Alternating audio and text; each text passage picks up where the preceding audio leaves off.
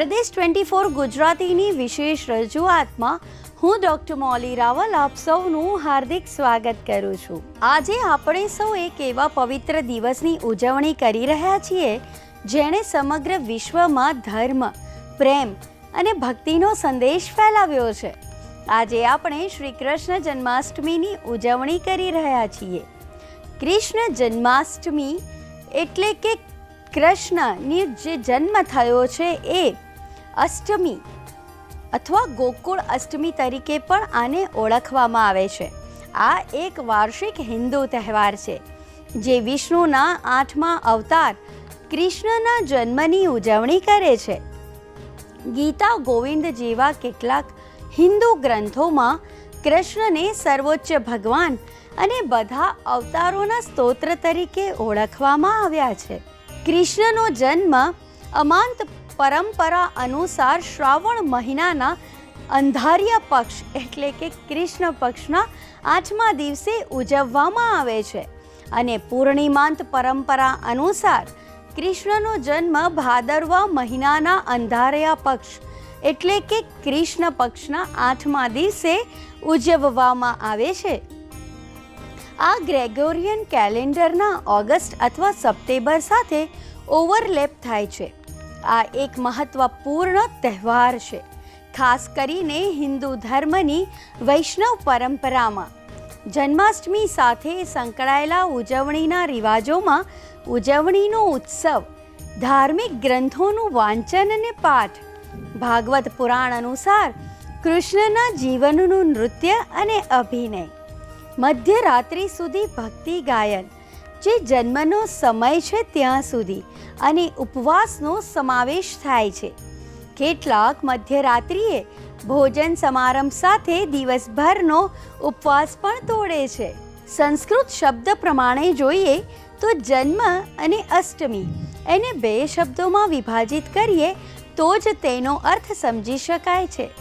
જન્મ શબ્દનો અર્થ જન્મ થાય છે અને અષ્ટમી શબ્દનો અર્થ 8 થાય છે। આમ કૃષ્ણ જન્માષ્ટમી એ ભાદરવા મહિનાના ઓગસ્ટ સપ્ટેમ્બર મહિનાના અંધારા પખવાડિયાના 8મા દિવસે કૃષ્ણના જન્મની ઉજવણી થાય છે। આજથી હજારો વર્ષો પહેલાં મધ્યરાત્રિએ મથુરાની જેલમાં શ્રી કૃષ્ણનો જન્મ થયો હતો। તેમનો જન્મ એકમાત્ર અવતાર નહોતો, પરંતુ તે અસત્ય પર સત્યની, અધર્મ પર ધર્મની અને અન્યાય પર ન્યાયની જીતનો સંદેશ હતો। આપણે જન્માષ્ટમીના ઇતિહાસ અને તેના મહત્વ વિશે જેટલી પણ વાતો કરીએ ને એટલું ઓછું છે। એના માટે શાસ્ત્ર અનુસાર ભગવાન વિષ્ણુના 8મા અવતાર તરીકે શ્રી કૃષ્ણનો જન્મ થયો હતો। આ દિવસે સમગ્ર ભારતમાં મંદિરોમાં અને ઘરોમાં ભક્તો ઉપવાસ કરે છે, ભજન કીર્તન કરે છે અને મધ્યરાત્રિએ કૃષ્ણના જન્મની ઉજવણી કરે છે। મથુરા અને વૃંદાવનમાં તો આ ઉત્સવની રંગત જ અલગ હોય છે। અહીંયા વિવિધ પ્રકારની રાસલીલા અને મટકી ફોડના કાર્યક્રમો યોજાય છે। શ્રી કૃષ્ણનું જીવન એ એક અદ્ભુત ગાથા છે। તેમના બાળપણની લીલાઓ અને નિર્દોષતા અને માખણ ચોરની વાતો કોને ન ગમે? ચાલો આપણે તેમની જીવન યાત્રા પર એક નજર નાખીએ। એમની બાળ લીલામાં ગોકુળમાં યશોદાના પુત્ર તરીકે તેમનું બાળપણ પસાર થયું। માખણ ચોરવા, ગોપીઓ સાથે મજાક કરવી અને પૂતના જેવા રાક્ષસોનો વધ કરવો, આ બધું તેમની લીલાઓનો એક ભાગ હતો। કિશોરાવસ્થાની વાત કરીએ તો વૃંદાવનમાં રાધા સાથેનો તેમનો અનન્ય પ્રેમ, ગોપીઓ સાથેની રાસલીલા અને કાલિયા નાગનું મર્દન, આ બધી ઘટનાઓ તેમના જીવનની મહત્વની કડીઓ છે। તો મથુરા અને દ્વારકા વિશે વાત કરીએ તો કંસનો વધ કરીને તેમણે મથુરાને મુક્ત કરાવ્યું અને ત્યારબાદ દ્વારકા નગરીની સ્થાપના કરી। તો મહાભારતને કેમ ભૂલી શકાય? બરોબર ને? કુરુક્ષેત્રના યુદ્ધમાં તેમણે પાંડવોના સારથી બનીને ધર્મનો સાથ આપ્યો અને અર્જુનને ગીતાનો ઉપદેશ આપીને જીવનનું સાચું જ્ઞાન આપ્યું. શ્રી કૃષ્ણનું સૌથી મોટું પ્રદાન ભગવદ્ ગીતા છે. કુરુક્ષેત્રના યુદ્ધમાં અર્જુનને આપવામાં આવેલો આ ઉપદેશ માત્ર એક ધાર્મિક ગ્રંથ નથી, પરંતુ તે જીવન જીવવાની કળા અને સફળતાનો માર્ગદર્શક છે. એટલે જ તો કર્મનો સિદ્ધાંત એમણે બહુ સારી રીતે સમજાવ્યો છે એક જ વાક્યમાં. કર્મણ્યેવાધિકાર રસ્તે માં ફલેષુ કદાચન. એટલે કે આપણે ફક્ત કર્મ કરવાનો જ અધિકાર છે, ફળની ચિંતા કરવાની નહીં. હવે વાત કરીએ જીવાત્માની ગતિની, આત્માની અમરતાની. ગીતામાં કૃષ્ણે સમજાવ્યું કે આત્મા અમર છે અને શરીર નશ્વર છે. બહુ સારો શ્લોક છે. પુનઃપી જનનમ પુનઃપી મરણમ પુનઃપી જનની જઠરે શયનમ. આ શ્લોક દ્વારા આત્માની અમરતા સમજાવી છે. તો વાત કરીએ ભક્તિની, પ્રેમ લક્ષણા ભક્તિની. કૃષ્ણને પામવો હોય ને તો પ્રેમ દ્વારા જ પામી શકાય. તેમને ભક્તિ, જ્ઞાન અને કર્મયોગના માર્ગોનું વર્ણન કર્યું છે અને કહ્યું કે ભક્તિ એ જ મુક્તિનો સૌથી સરળ માર્ગ છે. જન્માષ્ટમીની ઉજવણીની વાત કરીએ તો ભારતમાં દરેક ખૂણે અલગ અલગ રીતે થાય છે. ચાલો તો આપણે જોઈએ કે આપણે આ તહેવારો વિવિધ પ્રકારે કેવી રીતે ઉજવીએ છીએ. ગુજરાતમાં દ્વારકાધીશ મંદિરમાં વિશેષ પૂજા અને દર્શન લાભ લેવાય છે. અહીંયા 5 થી 6 દિવસ સુધી મહોત્સવ ચાલે છે. તો ડાકોરના રણછોડરાય મંદિરમાં પણ ભવ્ય ઉજવણી થાય છે. તો મથુરા અને વૃંદાવનની વાત કરીએ તો તેમની લીલા જ અહીંયા હતી. અહીંયા લાખો શ્રદ્ધાળુઓ ઉમટી પડે છે. રાસલીલા, મટકી ફોડ અને ઝાંખીઓનું આયોજન થાય છે. હવે મહારાષ્ટ્રની વાત કરીએ તો અહીંયા દહીં હાંડીનું આયોજન થાય છે, જેમાં યુવાનો માનવ પિરામિડ બનાવીને ઊંચી મટકી ફોડે છે. હવે વાત કરીએ આગળ તો ભગવાન કૃષ્ણની ભક્તિમાં સંગીતનું મહત્વ શું છે, કેમ છે? કારણ કે વાંસળી તેમને ખૂબ પ્રિય હતી અને આ જ વાંસળીના સૂરો ઉપર આખા જગતના પશુ, પક્ષી, મનુષ્યો ડોલતા હતા. એમના વિશે તો એટલા ભજનો છે, પદો છે, જેની વાત કરીએ ને તો અહીંયા પણ ઓછો પડે. આપણે શ્રી કૃષ્ણના જીવન અને સંદેશમાંથી ઘણું બધું શીખી શકીએ તેમ છે. કૃષ્ણ જન્માષ્ટમીનો તહેવાર એ માત્ર ઉજવણી નથી, પરંતુ આપણને ધર્મ, પ્રેમ અને ભક્તિના માર્ગે ચાલવાની પ્રેરણા આપે છે. ભગવાન શ્રી કૃષ્ણના જીવનની મુખ્ય ઘટનાઓને આપણે કેવી રીતે ટૂંકાણમાં જોઈએ તો, કારણ કે સમયનો અભાવ છે. હા દર્શક મિત્રો, 1 વર્ષ 5 મહિના 20 દિવસની ઉંમરે મહાસુદ ચતુર્દશીના દિવસે અન્નપ્રાશનની વિધિ થઈ હતી. તો 2 વર્ષની ઉંમરે મહર્ષિ ગર્ગાચાર્યે નામકરણ વિધિ કરી હતી. 2 વર્ષ 10 મહિનાની ઉંમરે ગોકુલથી વૃંદાવન ગયા હતા. તો 5 વર્ષની ઉંમરે તેમણે કાલિયા નાગનું મર્દન કર્યું હતું અને દાવાગ્નિનું પાન કર્યું હતું. 7 વર્ષ 2 મહિના અને 7 દિવસની ઉંમરે તેમણે આંગળીમાં ગોવર્ધન ધારણ કરીને ઇન્દ્રના અભિમાનને તોડી નાખ્યું હતું. તો 10 વર્ષ 2 મહિના અને 20 દિવસની ઉંમરે તેમણે મથુરા નગરીમાં કંસનો વધ કર્યો અને કંસના પિતા ઉગ્રસેનને મથુરાની ગાદી પર ફરીથી બેસાડ્યા. 11 વર્ષની ઉંમરે અવંતિકા નગરી એટલે ઉજ્જૈનમાં સાંદીપની મુનિના ગુરુકુળમાં 126 દિવસમાં તેમણે સંપૂર્ણ વેદ, ગજ શિક્ષા, અશ્વ શિક્ષા, ધનુર્વેદ જે કુલ 64 કળાઓનું જ્ઞાન છે તે 6 અંગો સહિત પ્રાપ્ત કર્યું અને પંચજન્ય શંખ ધારણ કર્યો. 12 વર્ષની ઉંમરે ઉપનયન વિધિ થઈ.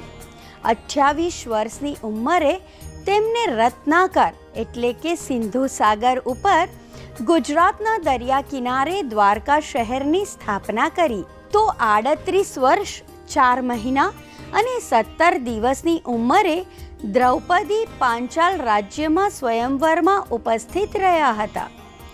વાત કરીએ 75 વર્ષ 10 મહિના અને 24 દિવસની ઉંમરે તેમણે જુગારની રમતમાં દ્રૌપદીની ચીરહરણ થતી બચાવી હતી, લાજ બચાવી હતી. તો 89 વર્ષ 3 મહિના અને 17 દિવસ કુરુક્ષેત્રના ક્ષેત્રમાં અર્જુનને ભગવદ્ ગીતાનો ઉપદેશ આપ્યા પછી તે મહાભારતના યુદ્ધમાં અર્જુનના સારથી બન્યા છે અને યુદ્ધમાં પાંડવોને બધી જ રીતે મદદ કરી હતી. સામ, દામ, દંડ, ભેદ બધી જ રીતે. ધર્મ રાજા યુધિષ્ઠિરના રાજ્યાભિષેક વખતે શ્રી કૃષ્ણ 125 વર્ષ 5 મહિના અને 21 દિવસની ઉંમરે પ્રભાસ વિસ્તારમાં બપોરે 2:27 કલાકે અને 30 સેકન્ડે સ્વર્ગારોહણ કર્યું હતું અને ત્યારબાદ કલિયુગનો પ્રારંભ થયો હતો. હવે આવા મહાન શ્રી કૃષ્ણ આટલું બધું કેવી રીતે કરી શક્યા? આજે પણ નાસ્તિકો જે છે, જે લોકો બુદ્ધિથી વિચારે છે, એ લોકોને આશ્ચર્યજનક શ્રી કૃષ્ણનું આ જીવન છે.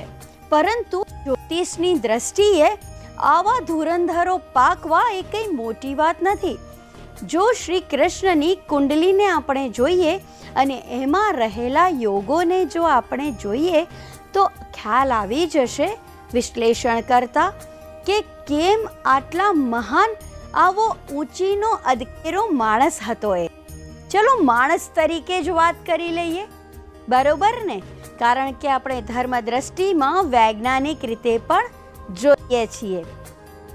જ્યોતિષ એ ભૃગુ સંહિતા, પરાશર સંહિતા અને સાથે બ્રહ્માની મુખમાંથી ઉત્પન્ન થયેલી એવી વિદ્યા છે જેનાથી અગમ અગોચર તમે જોઈ શકો છો અને તમારા જીવનનો માર્ગ તમે પ્રશસ્ત કરી શકો છો.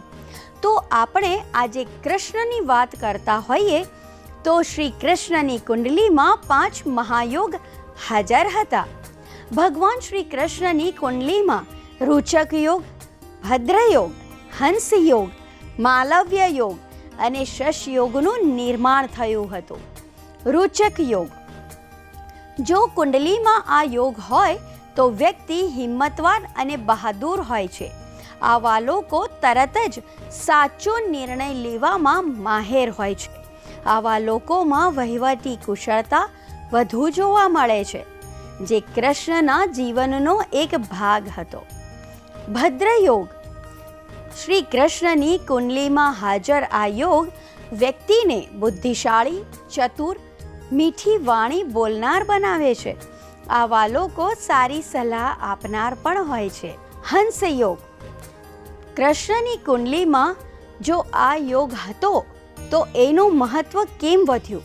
કારણ કે જ્યોતિષ શાસ્ત્ર પ્રમાણે જો આ યોગ વ્યક્તિની કુંડલીમાં હોય તો દરેક પ્રકારના સુખ, જ્ઞાન અને આધ્યાત્મિકતાની પ્રાપ્તિ થાય છે. માલવ્ય યોગ, આ યોગ કોઈ પણ વ્યક્તિની કુંડલીમાં હોય તો તે સૌંદર્ય કળાના પ્રેમી છે, કલાત્મક છે. અને જો શશ યોગ હાજર હોય તો કુંડલીમાં જ્યારે આ યોગ બને ને ત્યારે વ્યક્તિ ઉચિત, પ્રેમાળ, કૂટનીતિમાં નિષ્ણાત અને લાંબુ આયુષ્ય ધરાવનાર હોય છે. આવા લોકો ધીરજવાન પણ હોય છે.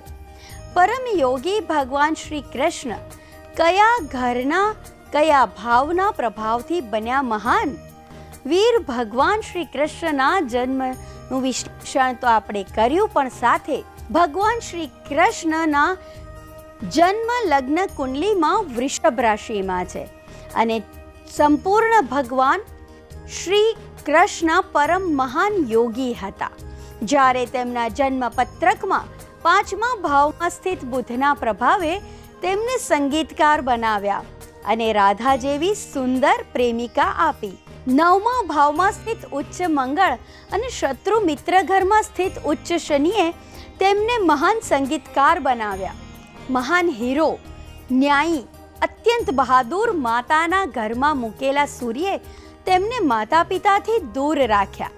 આ ઉપરાંત સપ્તમેશ મંગળ, ઉર્ધ્વગામી ચંદ્ર અને પોતાના ગ્રહ શુક્રએ શ્રી કૃષ્ણને રસિક, શિરોમણી કલાના પ્રેમી અને સૌંદર્યના ઉપાસક બનાવ્યા.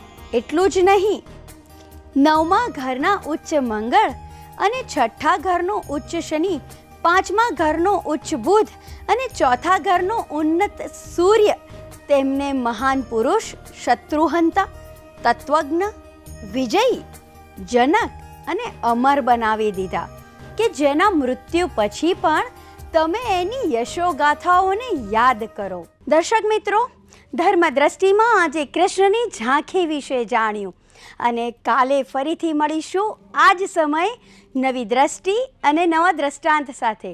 ત્યાં સુધી મને રજા આપશો. નમસ્કાર.